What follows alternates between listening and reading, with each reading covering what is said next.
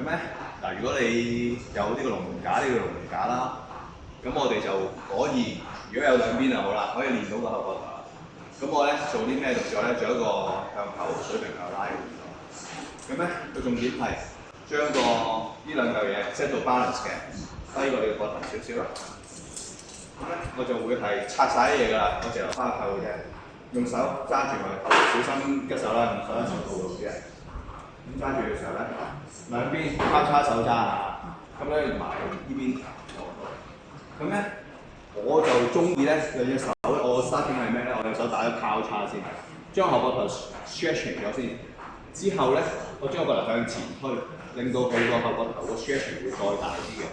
之後向兩邊打橫，好似斬出嚟咁樣斬開佢，去到啱啱水平軀幹，唔使向後啦，向後就係肩胛骨。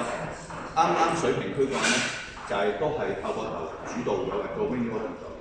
之後回嘅時候咧，都係將個膊頭推向前，等佢 stretch 得勁啲，個後膊頭 isolate 翻嚟嘅，現場就。